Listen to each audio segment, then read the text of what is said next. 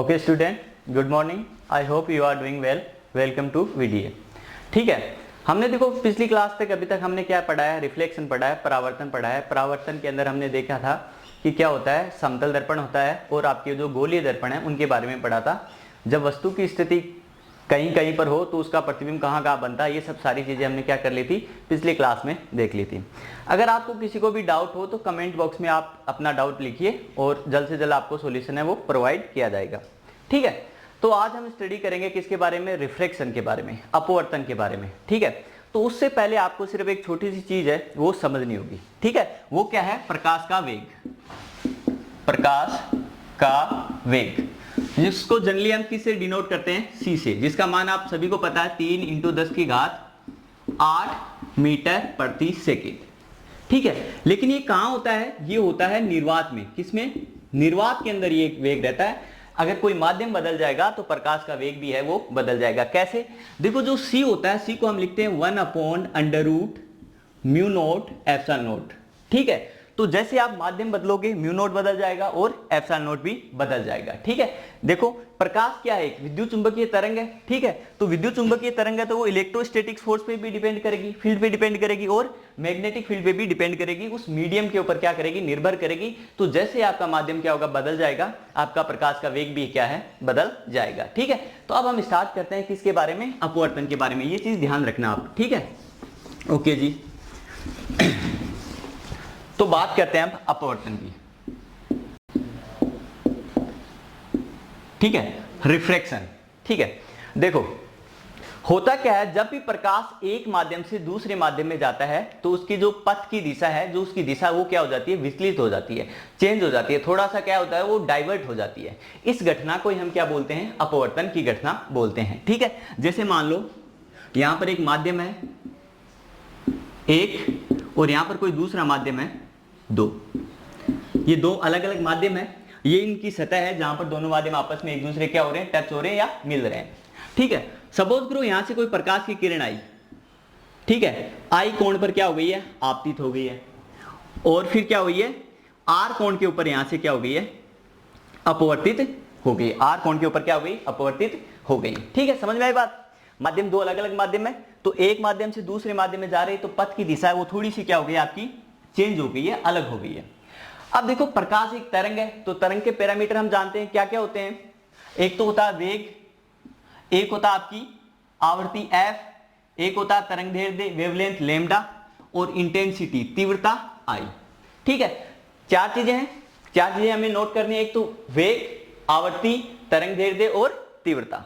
ठीक है, जब हमने परावर्तन पढ़ा था तो परावर्तन के केस में सिर्फ I चेंज हो रहा था, तीनों चीजें क्या थी, नियत थी। अब देखते हैं अपवर्तन के केस में क्या होता है।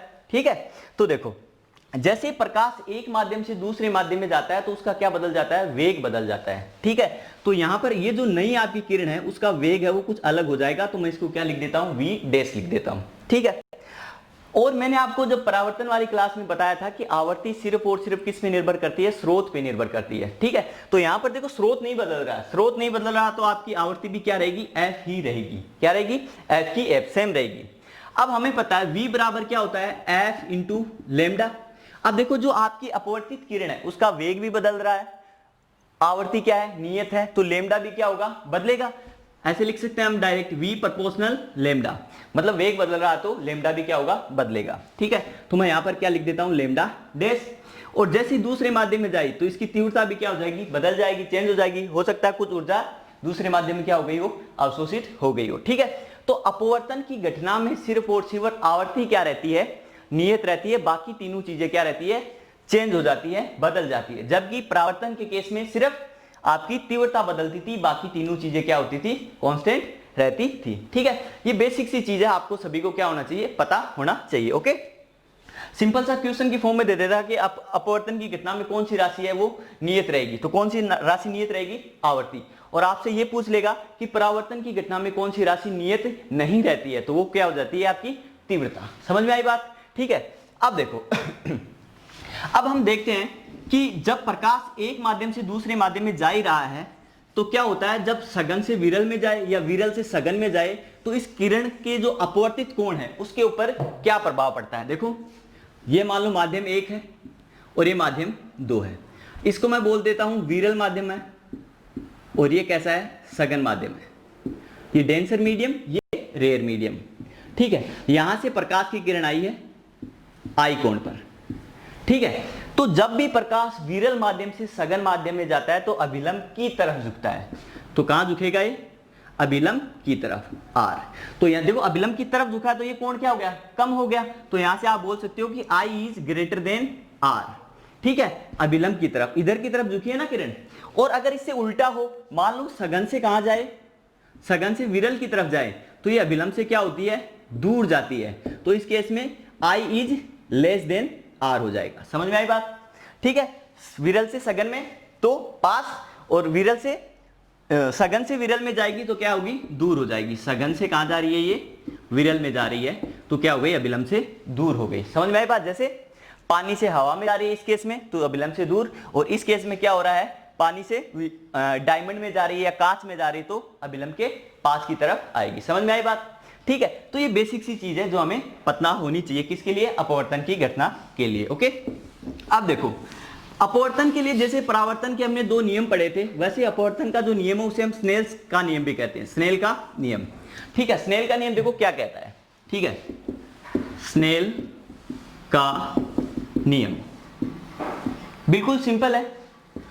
आपके पास 2 माध्यम है, ये हो गया μ1 बोल देता हूं इसका अपवर्तनांक, और ये हो गया μ2। ठीक है, इसके बाद हम जस्ट आगे पढ़ेंगे अपवर्तनांक होता क्या, लेकिन एक बार थोड़ा सा आप यहां ध्यान रखो, ये है μ1 अपवर्तनांक है इस माध्यम का, और इसका कितना है, μ2। ठीक है, मान लो ये प्रकाश की किरण है, वो I कोण पर आपतित हो रही है और R कोण पर क्या हो रही है, अपवर्तित हो रही है। ठीक है, तो स्नेल ने बिल्कुल सिंपल सा कहा है कि साइन I, ठीक है, देखो साइन I लिख दिया, इंटू इस माध्यम का जो अपवर्तनांक है वो लिख दो, तो क्या लिख दिया, μ1। तो μ1 गुणा साइन I बराबर, यहां का अपवर्तनांक कितना है, μ2 इंटू साइन R। तो यहां से आप ऐसे भी लिख सकते हो, साइन I बटा साइन R इक्वल टू μ2 बटा μ1। ठीक है, बस एक बार आप इतना ध्यान रखो। ठीक है, आगे हम इसको और ज्यादा डिराइव करेंगे और 2-3 क्वांटिटीज में ऐड करेंगे, तो आपको सिर्फ इतना रखना है कि साइन I बराबर साइन I बटा sine R equal to μ2 by μ1। और μ2 बाई μ1 को आप ऐसे भी लिख सकते हो, μ2 बाई μ1, मतलब जो आपका अपवर्तनांक 2 है वो किसके सापेक्ष है, अपवर्तनांक 1 के सापेक्ष आपने क्या निकाला है, इस माध्यम का अपवर्तनांक फाइंड किया है। ठीक है, अब आओ, अब हम थोड़ा सा पढ़ते हैं किसके बारे में, अपवर्तनांक। ये अपवर्तनांक है क्या चीज, कहां से आया ये अपवर्तनांक। ठीक है, तो देखो अपवर्तनांक की जब मैं बात करता हूं तो हम सभी डिनोट करते हैं इसको म्यू से। ठीक है, ये जनरली 2 प्रकार के हम लेते हैं, एक सापेक्ष अपवर्तनांक होता है, एक निरपेक्ष अपवर्तनांक होता है। सापेक्ष जैसा नाम है, किसी दूसरे माध्यम के सापेक्ष, और निरपेक्ष का मतलब होगा हम निर्वात के कंपेयर में देख रहे हैं कि माध्यम का अपवर्तनांक कितना है। ठीक है, अब हमें पता था कि भाई साहब जो वेग होता है प्रकाश का वेग, c बराबर क्या होता है, under root mu naught epsilon naught. ये किसकी घटना है, जब प्रकाश कहां गति कर रहा है, निर्वात में।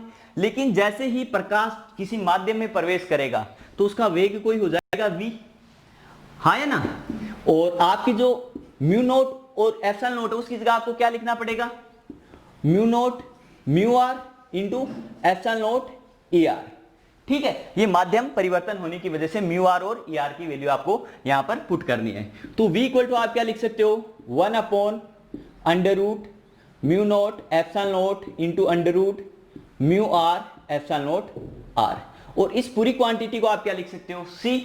तो आपके पास क्या आ गया, v equal to c by under root mu r epsilon naught r. ठीक है, और यहां से आप क्या लिख सकते हो, under root mu r epsilon naught r equal to c by v।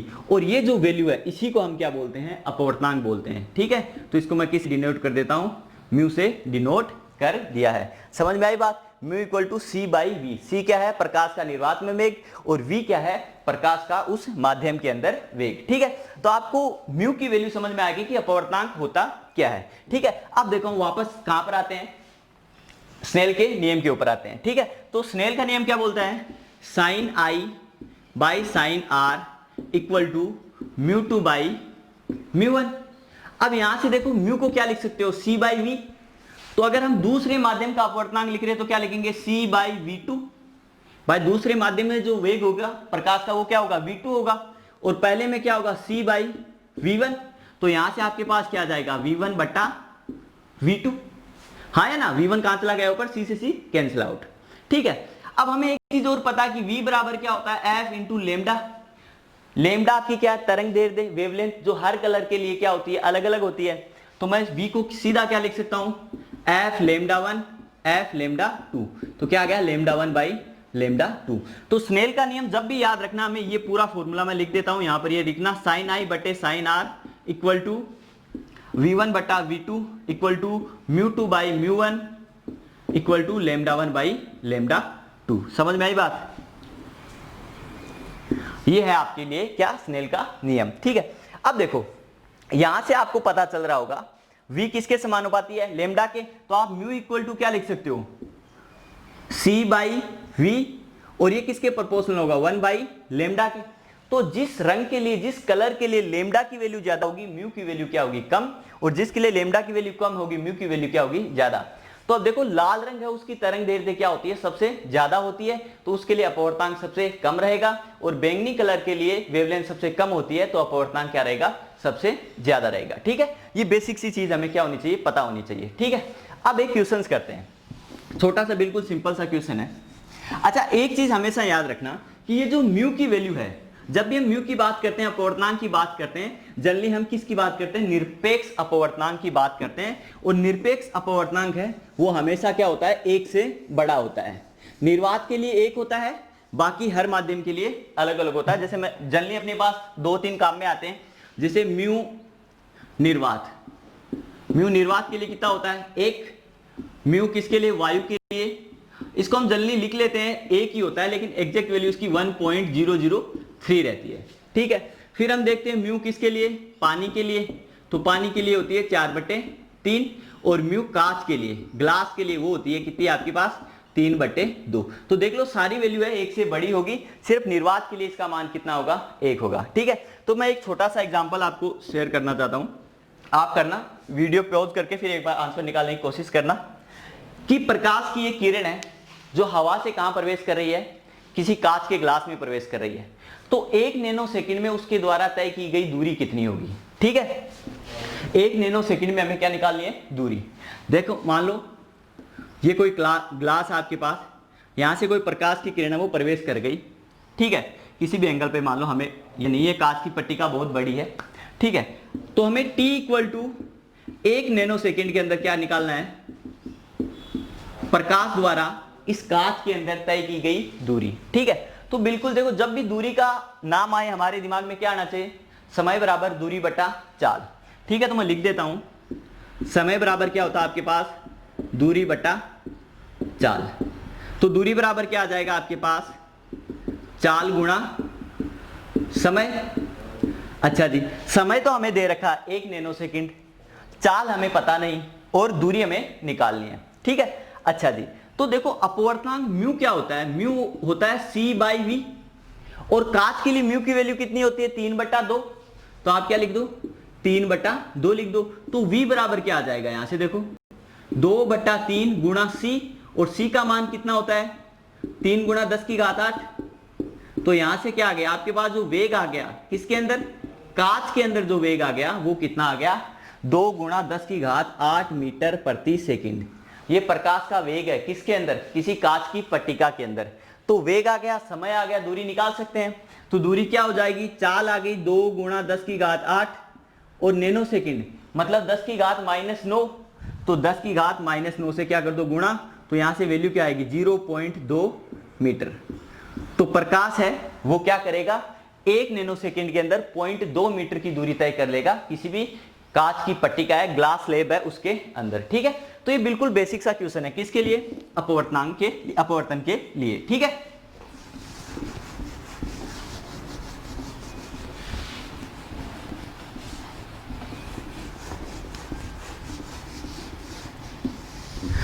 तो देखो ये तो हुई बात किसकी, अपवर्तन की। अपवर्तन कब होता है, कैसे होता है। ठीक है, अब हम देखते हैं कि अपवर्तन की घटना कब नहीं होगी। ठीक है, तो अपवर्तन की घटना नहीं होने के सिर्फ 2 कारण हो सकते हैं। ठीक है, जो जनरली हमें अपने सिलेबस में अभी तक हमें 2 ही कारण पढ़ने हैं। पहला, जब प्रकाश की किरण बिल्कुल लंबवत आ जाए, या हम बोल सकते हैं अभिलंब के समांतर आ जाए। तो अभिलंब के समांतर आएगी तो कोण आई बराबर कितना हो जाएगा 0। और हम स्नेल के लिए हमसे क्या लिखेंगे साइन आई बटा sine r equal to mu two by mu one. तो ये टोटल वैल्यू क्या हो जाएगी 0, जबकि सापेक्ष आपका जो सापेक्ष है अपवर्तनांक वो 0 नहीं आना चाहिए। तो यहां से क्या हो जाएगी इस घटना में अपवर्तन नहीं होगा, क्या हो जाएगा परावर्तन, वापस किरण उसी दिशा में लौट जाएगी। और जो दूसरा रीजन है वो ये है कि दोनों माध्यम बिल्कुल लगभग समान हो। ठीक है, जैसे मान लो ये माध्यम 1 है और ये माध्यम 2 है, दोनों का अपवर्तनांक μ1 और μ2 वो दोनों क्या हो जाए बराबर हो जाए, तो उस घटना में भी क्या नहीं होगी अपवर्तन की घटना हमें प्रदर्शित नहीं होगी। ठीक है, तो ये बेसिक सी चीज थी किसके बारे में अपवर्तन के बारे में। तो एक चीज हमेशा ध्यान रखना, दर्पण किस पर निर्भर करेगा परावर्तन के नियम पर, और जो लेंस है आपके सारे लेंस जितने भी हैं वो किस पर निर्भर करेंगे अपवर्तन की घटना पर निर्भर करेंगे। ठीक है, ओके जी। अब हम पढ़ते हैं कि जो अपवर्तन है वो हमारे लिए कैसे यूजफुल है, कैसे कहाँ काम आता है। तो हम देखते हैं कि जब भी कोई भी अपने पास मान लो बकेट है उसके अंदर हमें एक सिक्का रख देते हैं तो क्या होता है ऊपर उठा हुआ दिखाई देता है, या हम बोल सकते हैं पानी में हो तो बाहर की चीजें देखते हैं तो हमें थोड़ी दूरी पर दिखाई देती हैं। तो कितनी दूरी पर दिखाई देगी ये सारी चीजें हमें देखनी है। ठीक है, अच्छा जी देखो मान लो यहां पर एक विरल माध्यम है, ठीक है, विरल माध्यम हवा मान लो, और यहां पर सघन माध्यम है। ठीक है, सघन माध्यम, इसका अपवर्तनांक आप एक ही रख लो जनरली, और इसका अपवर्तनांक मान लो कितना म्यू। ठीक है, कोई सिक्का रखा हुआ है वो h गहराई में रखा हुआ है। ठीक है, और आप कहां से देख रहे हो बिल्कुल ऊपर से बाहर से इधर से देख रहे हो, तो आपको ये सिक्का कितना ऊपर उठा हुआ दिखाई देगा। तो मैं इसको बोल देता हूं कि अपन को कितना दिखाई दे रहा है h डेस। ठीक है, h क्या हो गई आपकी वास्तविक गहराई और h डेस क्या हो गई आपकी आभासी गहराई। ठीक है, तो मैं h को लिख देता हूं, h बराबर हो गया आपके पास वास्तविक गहराई और h डेस क्या हो गया आपके पास आभासी गहराई। ठीक है, तो देखो जब भी हमें ये आभासी गहराई निकालनी है तो हमें देखो फॉर्मूला लिखना होता है वास्तविक गहराई बटा आभासी गहराई बराबर, ठीक है,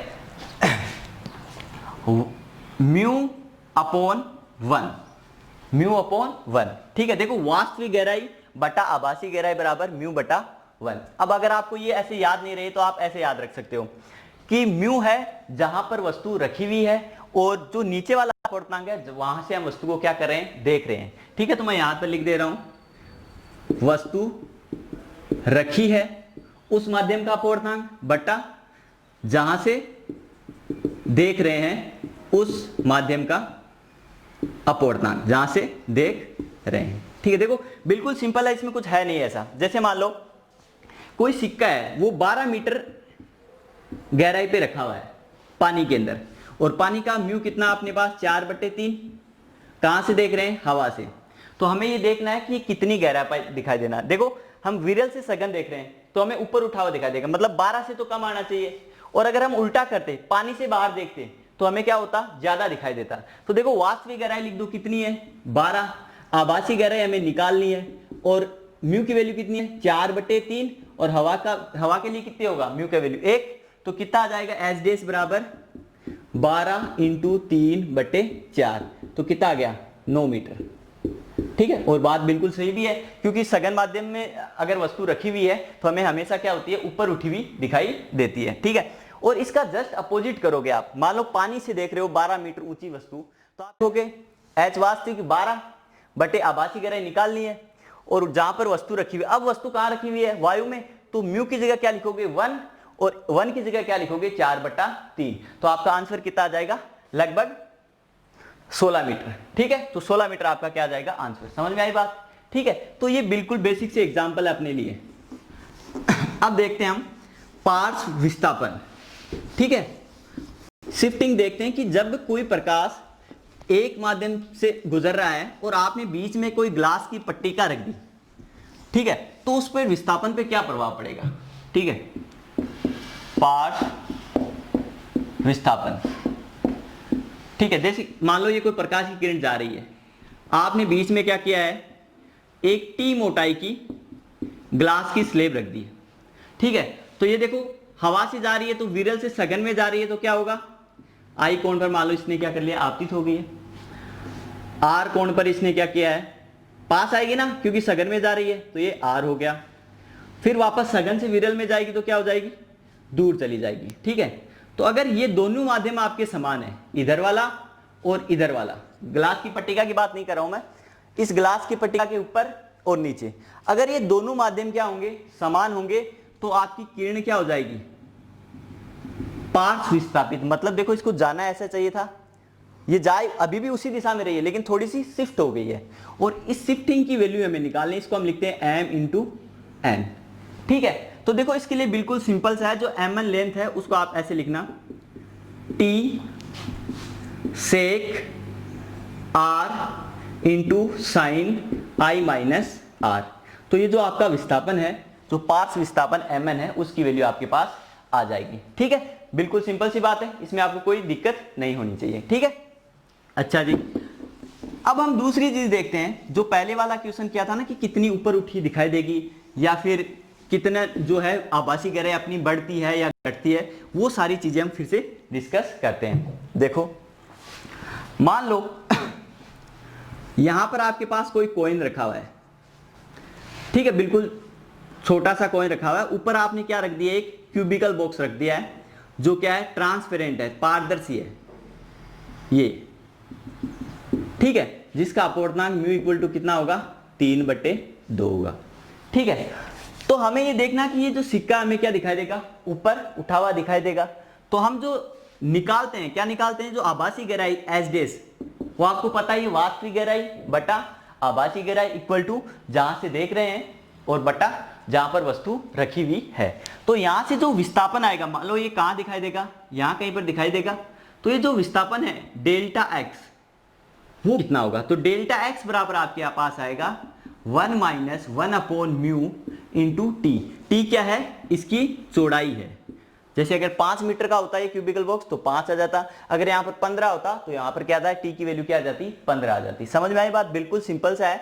देखो एक क्वेश्चन कर लेते हैं, जैसे मान लो आपको टी की वैल्यू दे रखी है 9 मीटर या 9 सेंटीमीटर ले लो, ज्यादा बड़ा हो जाएगा क्यूबिकल बॉक्स। तो 9 मीटर है, म्यू की वैल्यू 3/2 है, तो यहाँ पर 3/2 लिखोगे तो क्या आ जाएगा, यहाँ पर 1/2 इंटू टी की वैल्यू कितनी है आपके पास, 9। तो जो डेल्टा एक्स है, जो विस्थापन हुआ है, वो कितना आ जाएगा, देखो 1 माइनस 1/3/2 क्या हो जाएगा, 2/3 इंटू टी कितना है, 9। तो वैल्यू कितनी आ जाएगी, 1/3 इंटू 9, मतलब 3 सेंटीमीटर। मतलब ये कितना ऊपर उठा दिखाई देगा, 3 सेंटीमीटर। और हमारी जो, अगर हम आभासी गहराई की बात करें तो वो कितनी होगी, 6 सेंटीमीटर, क्योंकि टोटल कितनी है, 9, 3 ऊपर उठा हुआ दिखाई दे रहा है, तो यहां से कितना बचे आपके पास, सिर्फ 6 ही तो बची, ठीक है। तो ये सिंपल सी चीज आपको ध्यान रखनी है, ठीक है। अब देखो ये तो बिल्कुल तब की बात कर रहे हैं हम जब अपने पास माध्यम सिर्फ एक ही हो, ठीक है, सिर्फ एक ही माध्यम हो तब। अगर मान लो ज्यादा स्लेब दे रखी हो आपको, मान लो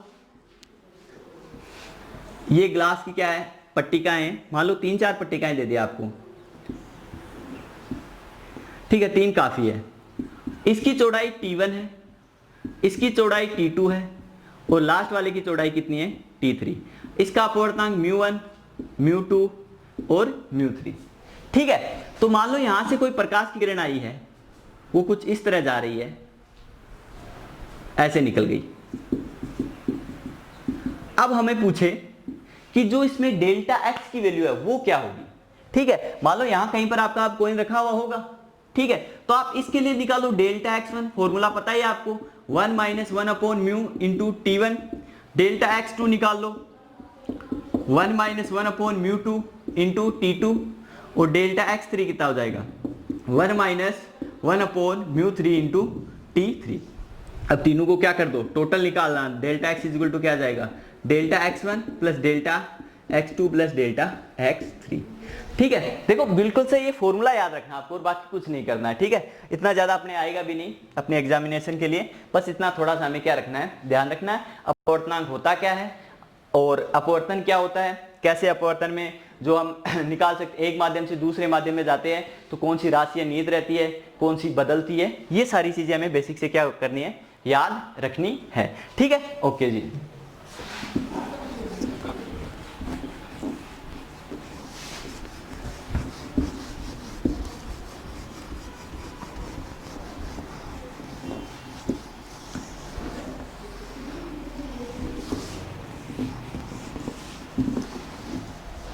अच्छा जी, अब देखो ये तो बेसिक सी चीजें हमने कर ली, बात कर ली, स्नेल के नियम की कर ली, अपवर्तनांक की कर ली, अपवर्तन की घटना के बारे में हमने देख लिया। अब कुछ ऐसी चीजें हैं जो हमें ढंग से अलग से टॉपिक की तरह पढ़नी है। जैसे पहला है अपने पास क्रांतिक कोण। क्या है? क्रांतिक कोण। तो क्रांतिक कोण है वो अपवर्तन की केस में आपको क्या होगा? दिखाई देगा। क्रांतिक कोण, क्रिटिकल एंगल, जिसको हम जनरली डिनोट किससे करते हैं? सी से। अब देखो क्रांतिक कोण होता क्या है, पहली चीज तो ये समझो, ठीक है। तो जब भी प्रकाश की किरण अगर किसी निश्चित कोण से आपतन हो रही है, तो अगर अपवर्तित किरण दोनों माध्यम की सतह के समांतर चली जाए, तो इस घटना में जो आपका आपतन कोण है वो क्या कहलाएगा? क्रांतिक कोण। देखो समझना, अगर मेरी लैंग्वेज आपको समझ में नहीं आए तो फिर से मैं आपको बोर्ड पे दिखा रहा हूं। जैसे मान लो यहां पर आपने आपतन कोण दिया कितना? आई, ठीक है। तो क्या होगी? ये मान लो सघन से कहां जा रही है? विरल में जा रही है। तो सघन में विरल से जाते हैं तो क्या होता है? अभिलंब से दूर। आई है तो ये कहीं ऐसे चली गई, मान लो किसी कोण पर ऐसे चली गई, ये आर। फिर आपने आई बढ़ाया, फिर आर बढ़ेगा, और आई बढ़ाया, फिर आर बढ़ेगा। एक ऐसी कंडीशन आएगी जिसके अंदर ये जो किरण है इन दोनों माध्यमों की सतह के समांतर चली जाएगी, ठीक है। इसका मान लो μ1 और इसका अपवर्तनांक कितना? मान लो μ2, ठीक है। तो जिस आपतन कोण के लिए जो अपवर्तित कोण 90 डिग्री हो जाता है, तो वह आपतन कोण आपका क्या कहलाता है? क्रांतिक कोण, ठीक है। तो मैं इसको IC से लिख दूं, ठीक है। अब यहां पर स्नेल का नियम लगाओ। देखो आपतन कोण कितना है? IC। अपवर्तन कोण कितना है? 90 डिग्री। तो आप क्या लिखोगे? μ2 इस माध्यम का अपवर्तनांक गुणा साइन IC इक्वल टू इस माध्यम का अपवर्तनांक μ1 इंटू साइन 90। तो कितना आ गया? साइन IC इक्वल टू μ1 बटा μ2। और जनरली जो विरल माध्यम है उसको हम क्या मानते हैं? हवा मानते हैं। तो क्या लिख दिया? 1/μ2, या आप इसको ऐसे भी लिख सकते हो 1/μ2 बटा μ1। तो मतलब माध्यम 2 का अपवर्तनांक किसके सापेक्ष? 1 के सापेक्ष। तो वो कैसे लिखते हैं हम? μ2 1, ठीक है। समझ में आई बात? तो ये आपका IC है वो क्या है? क्रांतिक कोण। अब एक चीज ध्यान दो यहां पर, अब हमें पूछे कि ये जो क्रांतिक कोण है वो किस कलर के लिए ज्यादा होगा, ठीक है। देखो अपवर्तन की चीज देखना, अपवर्तनांक है आपका जो माध्यम का अपवर्तनांक है वो 3 चीजों पर निर्भर करता है।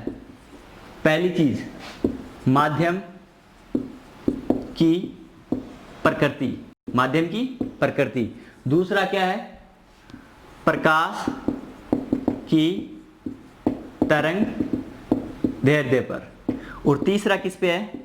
तापमान पर। किस पर? ध्यान रखना, ये इंपॉर्टेंट है। माध्यम की प्रकृति, पानी के लिए अलग, कांच के लिए अलग, हवा के लिए अलग, निर्वात के लिए अलग। समझ में आई बात? प्रकाश की तरंग दैर्ध्य जैसे हमने लाल और बैंगनी के लिए देखा था, जिसकी तरंग दैर्ध्य ज्यादा, अपवर्तनांक कम। और तीसरा है तापमान। तापमान जैसे बढ़ाओगे आप, अपवर्तनांक क्या हो जाएगा? कम हो जाएगा।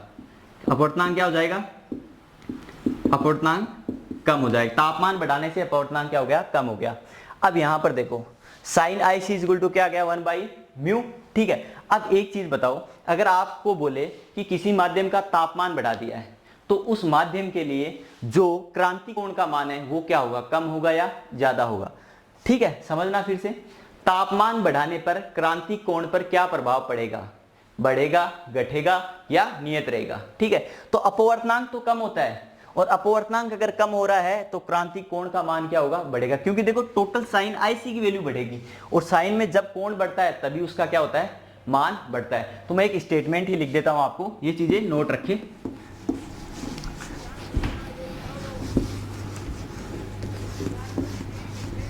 ठीक है, तो तापमान बढ़ाने पर अपवर्तनांक घटता है, जबकि क्रांतिक कोण का मान बढ़ता है। यहां से बहुत ज्यादा चांस है कि यहां से आपका क्वेश्चन बनेगा। ठीक है, ओके जी। अब आगे बात करते हैं हम। क्रांति कोण हमने पढ़ लिया है। क्रांति कोण के बारे में बस इतना याद रखना, दो कंडीशन जरूर होती है। क्या होनी चाहिए? पहली, सघन से विरल जाना चाहिए, और साइन IC बराबर क्या होना चाहिए आपके पास? 1/μ। ठीक है, अब देखो यहां से आप TIR के बारे में आपने सुना होगा, टोटल इंटरनल रिफ्लेक्शन। ठीक है, पूर्ण आंतरिक परावर्तन। TIR काफी इंपॉर्टेंट है आपके लिए। TIR पूर्ण आंतरिक परावर्तन। पूर्ण आंतरिक परावर्तन क्या है? जब भी देखो, माध्यम दो अलग अलग होने चाहिए, लेकिन अगर आपका जो आपतन कोण है वो क्रांति कोण से ज्यादा हो जाए तो प्रकाश की किरण दूसरे माध्यम में ना जाके वापस उसी माध्यम में क्या हो जाती है? लौट जाती है। इस घटना को हम क्या बोलते हैं? पूर्ण आंतरिक परावर्तन, टोटल इंटरनल रिफ्लेक्शन। ठीक है, देखो मान लो इसके लिए भी कंडीशन है, ये आपका क्या होना चाहिए? सघन, और इधर क्या होना चाहिए? विरल। तो प्रकाश की किरण कहां से कहां जानी चाहिए? सघन से विरल की तरफ। ठीक है, और अगर आपका आपतन कोण ये जो I है, I is greater than IC होगा, क्रांति कोण से ज्यादा होगा, तो ये वापस उसी माध्यम में चली जाएगी। इस घटना को हम क्या बोलेंगे? पूर्ण आंतरिक परावर्तन बोलेंगे। जो पूर्ण आंतरिक परावर्तन की घटना वो हमें कई जगह देखने को मिलती है, जैसे लूमिंग, जैसे बर्फीले जो क्षेत्र होते हैं उनमें लूमिंग की घटना देखने को मिलती है, जैसे मर्गमरीचिका, जैसे सड़क पर गर्मियों में पानी का दिखाई देना, जैसे इंद्रधनुष के अंदर आपको TIR दिखेगा। ठीक है, तो ये सारे एग्जाम्पल हम करेंगे नेक्स्ट क्लास के अंदर। ओके।